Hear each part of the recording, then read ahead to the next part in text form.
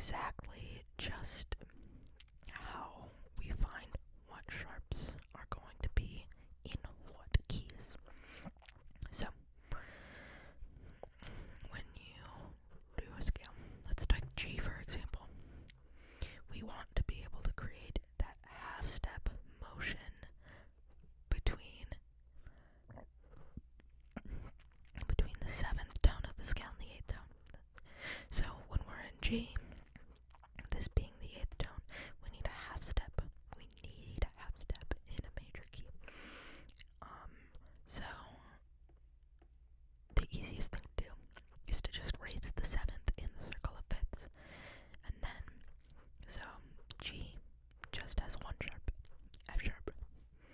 So if we take D, which is the next one, that's 5 away, which is why it's called the circle of fifths. D is 5 of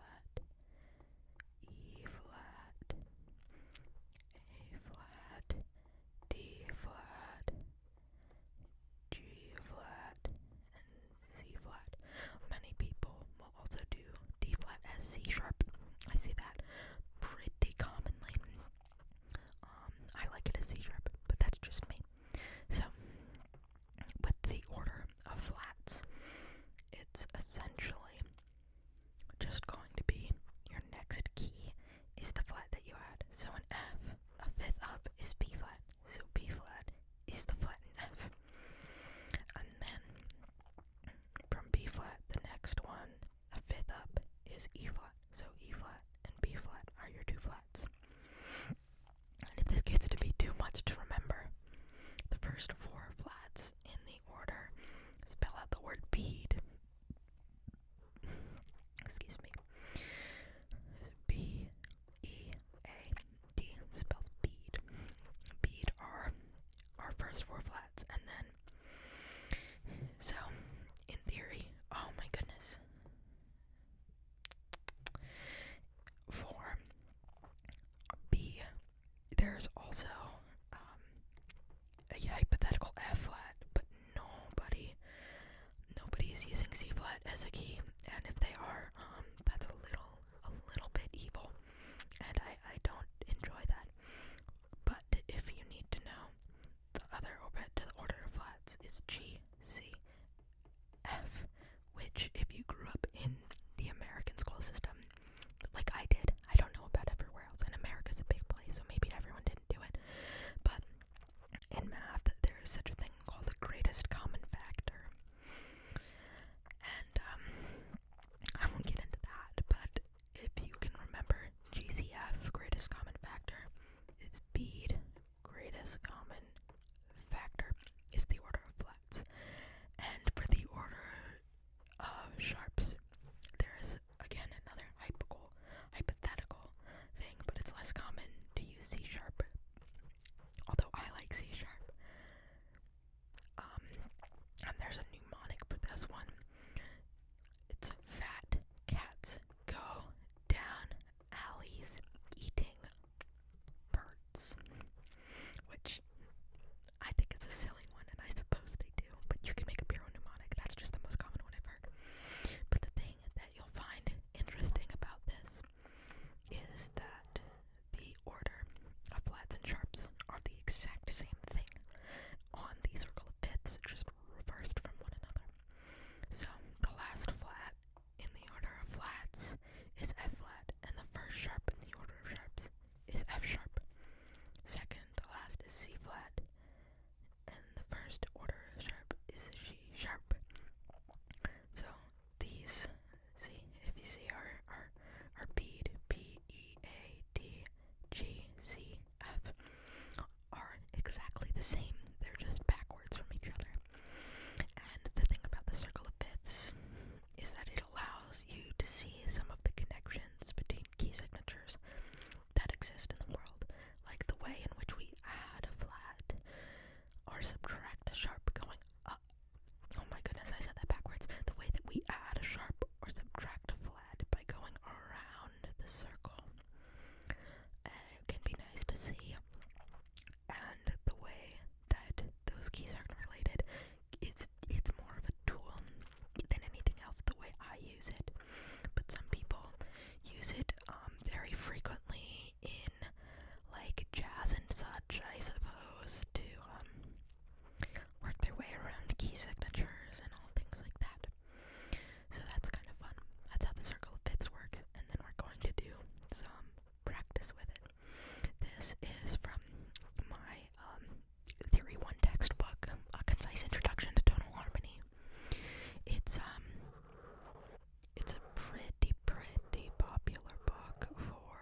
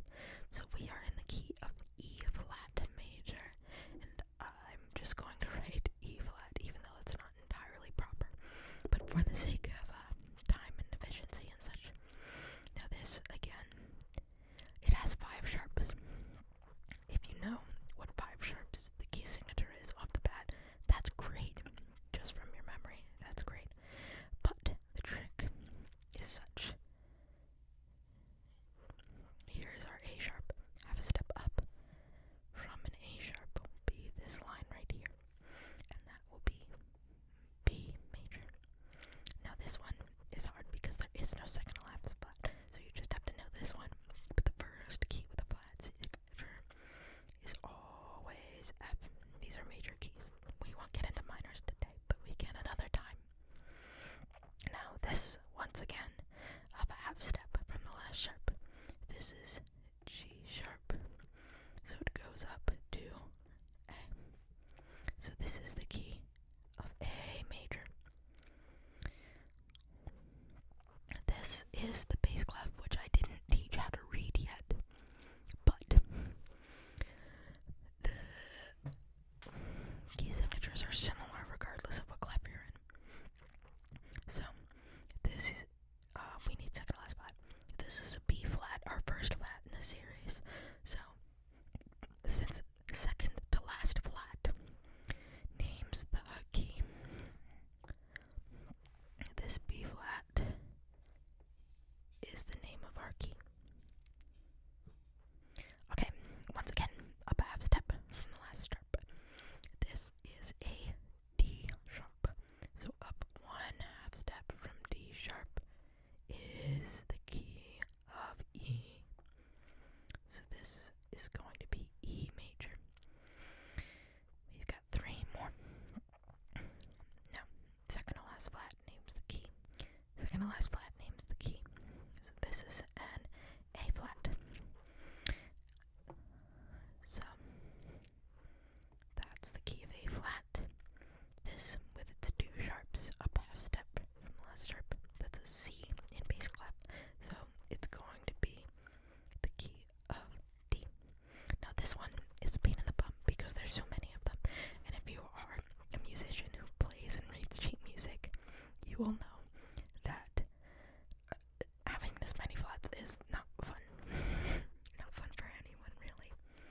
Unless I guess suppose you're very accustomed to playing in that key, which maybe some instruments might be. But this is a G flat in bass clef. So this is the key of G flat. We are going to ignore minor key signatures for now because they get a little more complicated and there's a lot